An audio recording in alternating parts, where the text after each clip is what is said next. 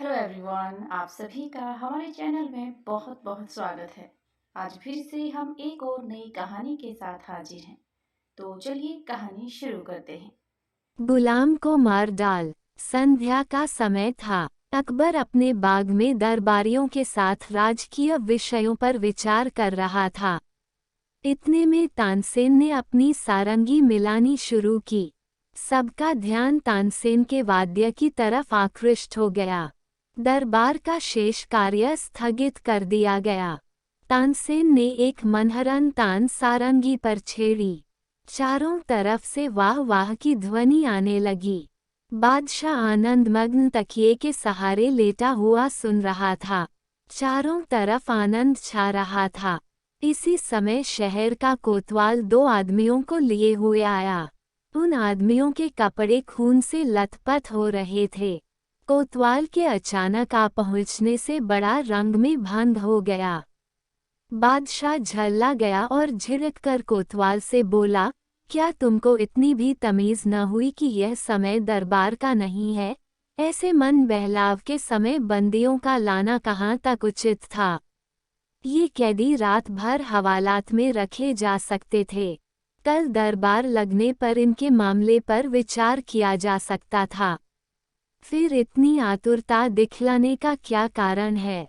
बादशाह की नाराजगी से कोतवाल सहम गया, परंतु बिना असलियत बतलाए भी काम नहीं चलते देखा। कुछ सोच समझकर उसने कहा, गरीब परवर, इसमें संदेह नहीं कि मैं इनको सुबह लेकर हाजिर हो सकता था, परंतु इनका मामला बड़ा बेढंगा है, जिस कारण मुझको विवश होकर इसी समय आना पड़ा। उससे ऐसा सुनकर बादशाह कुछ शांत होकर बोला, अच्छी बात है, इनका अभियोग सुनाओ। कोतवाल ने कहा, आज जब मैं नगर में गश्त लगाते हुए व्यापारियों की मंडी में पहुंचा, तो क्या देखता हूं कि एक जगह बहुतेरे आदमियों की भीड़ लगी हुई है। जब वहां गया तो इस अपरिचित मनुष्य को इस नगर व्यापारी से मारपीट करते देखा। यह अपरिचित मनुष्य नगर व्यापारी को झिड़क रहा था कि, अरे दुष्ट, आज से 5-7 वर्ष पहले तू मेरा दास था और वहां से छिपकर भाग आया है।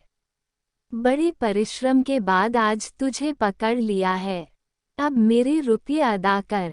इसको झिड़कते देख नगर व्यापारी बोला, नालायक, दास तो मेरा तू है। तुझे मैं आज कितने ही वर्षों से ढूंढ रहा था। भाग्यवश इस समय हाथ लगा है। इनकी आपस की ऐसी लड़ाई देखकर मैं इन्हें गिरफ्तार कर सरकार के सामने लाया हूँ। अब आपकी जैसी मर्जी हो, इनका निपटारा कीजिए।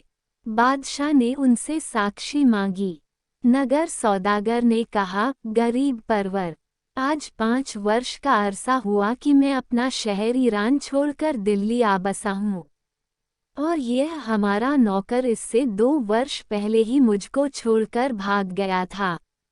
आज जब मैं बाजार में खरीद फरोख्त कर रहा था, तो यह भी अचानक वहीं आ पहुंचा और मेरा हाथ पकड़कर बोला, तू मेरा गुलाम है, तू मेरा गुलाम है। मेरे व्यापारी होने का सारा शहर साक्षी है। जब पहला व्यापारी अपना बयान दे चुका, तो दूसरा विदेशी व्यापारी बोला, पृथ्वीनाथ, यह झूठ बोलता है, क्योंकि ईरान का व्यापारी मैं हूँ। इस शहर में मैं बिल्कुल नया नया आया हूँ। इस कारण यहाँ का एक भी नागरिक मुझे नहीं पहचानता। यह जो इस नगर में शेर अली के नाम से विख्यात हो रहा है, सो इसका फर्जी नाम है। यह नसीबा नामी मेरा गुलाम है। 7 वर्ष का जमाना गुजरा जब मैं इसे दुकान पर छोड़ बाहर व्यापार के लिए गया था। मौका देख यह मेरी बहुत बड़ी रकम चुराकर भाग आया है। तभी से मैं इसकी खोज में दर दर ढूंढता फिरता हूँ।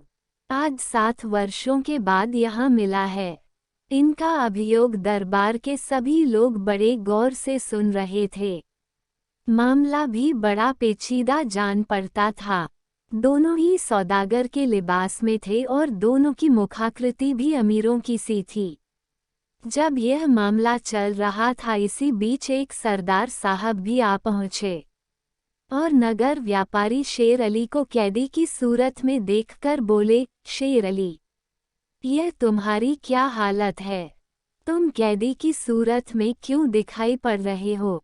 शेर अली को इस सरदार के आने से बड़ी तसल्ली हुई और बोला, सरदार साहब, आप भी जानते हैं कि मैं कितने वर्षों से इस नगर में व्यापार कर रहा हूँ और यहाँ का बच्चा बच्चा मुझे पहचानता है। समय के फेर से या दैव की अकृपा से आज मैं अपने ही दास द्वारा अभिशापित किया जा रहा हूँ।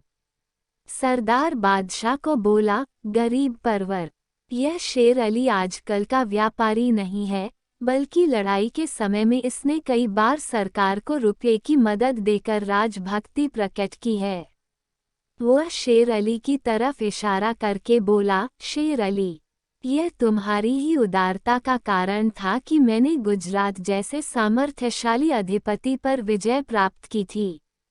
तुम्हारी वह मदद हमारी नहीं, बल्कि बादशाह अकबर की मदद थी। सरकार की तरफ से तुमको अभी तक उसका कोई पुरस्कार नहीं मिला है। सरदार की इस सारगर्भित साक्षी से अकबर खुश हो गया और बोला, शेर अली को उस उपकार का बदला चुकाया जाएगा। बादशाह ने ईरान के सौदागर की तरफ इशारा करके कहा, क्यों भाई, तुमको भी किसी की साक्षी दिलानी है? यदि है तो उसे सामने लाओ। सरदार की साक्षी से तो नगर व्यापारी का शेर अली होना साबित होता है। ईरान का व्यापारी बोला, गरीब परवर, मैं इस स्थान में पहले पहल आया हूँ। यहाँ की भाषा तक नहीं समझता और न यहाँ पर मेरा कोई परिचित ही है। अभी मेरा सामान भी बाहर ही पड़ा हुआ है। उसको यहाँ लाने में अभी कई दिन व्यतीत हो जाएंगे। फिर मैं किसको साक्षी बनाऊं? हाँ, इतना ज़रूर है कि मैं दूर देशों से सुनता आ रहा हूँ कि आपके दरबार में बड़ा सच्चा न्याय होता है। इसलिए कृपया हमारा उचित न्याय करा दीजिए। दोनों लोगों की बातें सुनकर एक सभासद ने बादशाह अकबर से अर्ज किया, पृथ्वीनाथ, यह मामला बड़ा ही बेढंगा दिख पड़ता है। इसका फैसला कवि गंग से कराया जाए। वे ऐसे ऐसे मामलातों को महज खिलवाड़ मात्र समझा करते हैं।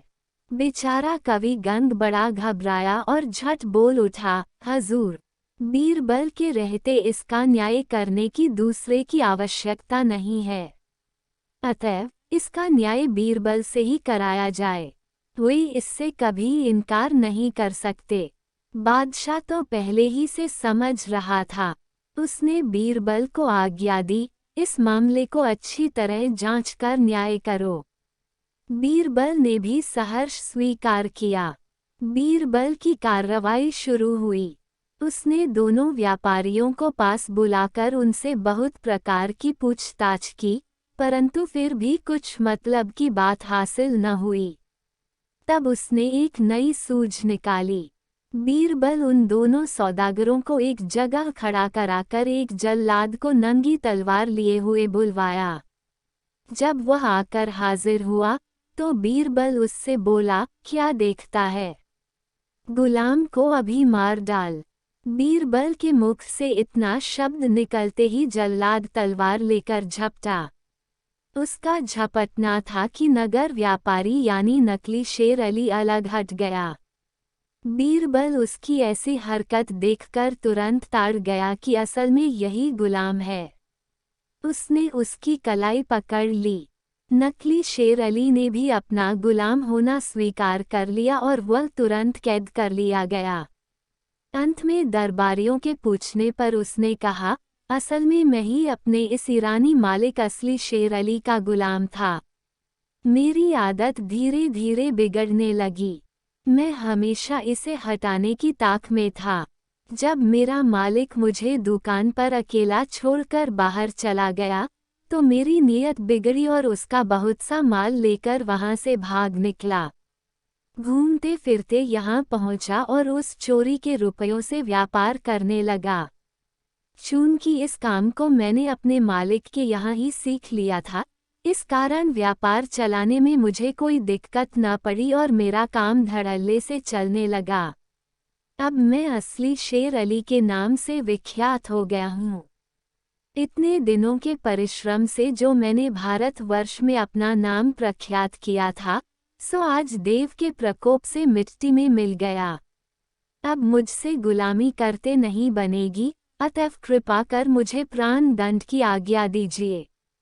बादशाह अकबर ने शेर अली से पूछा, शेर अली, अब तुम इस आदमी का क्या करना चाहते हो? शेर अली बोला, गरीब परवर, अब मुझे इसकी कोई ज़रूरत नहीं है। मेरी बात रह गई, अब आपके जी में जो आए सो कीजिए। शेर अली के ऐसे संतोषप्रद वाक्यों से बादशाह को बड़ी प्रसन्नता हुई, परंतु उसने अपना राज किसी पर जाहिर न किया। बेचारा अपराधी नसीबा जीवन की आस लगाकर एक तरफ खड़ा था। बादशाह उसकी तरफ लक्ष्य कर बोला, नसीबा, तुम्हारा अपराध प्राण दंड पाने के योग्य है, परंतु तूने मेरे साथ उपकार किया है और मैंने अभी तक तुझे उसका कुछ बदला नहीं चुकाया है। अतएव तुझे जीवन दान देता हूँ और पुरस्कार में तुझे दरबार का एक काम सौंपता हूँ। अब तुम उसी काम के सहारे से अपना जीवन निर्वाह करो। नसीबा खुशी के मारे फूला न समाया और बड़ी प्रसन्नता से उस पद को स्वीकार किया। बादशाह ने मन में विचार किया कि इस न्याय में बीरबल ने कमाल किया है, इस कारण उसको भी उचित पुरस्कार देना परमोचित है। बादशाह ने 3 पोशाक मंगवाईं। उसमें पहली कुछ आभूषणों के साथ असली शेर अली को और दूसरी बीरबल को तथा तीसरी नसीबा नामी गुलाम को देकर विदा किया। नसीबा ने शेर अली के चरणों पर गिरकर अपने अपराध की माफ़ी मांगी और उसको आदरपूर्वक अपने मकान पर ले गया। उसने अपना सारा धन शेर अली के हवाले कर दिया। शेर अली बहुत बड़ा व्यापारी था। उसका सारा कारोबार ईमान पर चलता था। उसने विचार किया, व्यापार से मेरे धन के अतिरिक्त जो कुछ नसीबा ने अधिक उपार्जन किया है, वह उसके परिश्रम का है। उसने अपना असली धन लेकर शेष बचा धन नसीबा के हवाले किया और खुशी खुशी अपने ईरान देश को लौट गया। अगर आप लोगों को हमारी वीडियोज़ अच्छी लगती हैं तो प्लीज़ चैनल को सब्सक्राइब कर लें, वीडियो को लाइक और शेयर भी कर दें। धन्यवाद।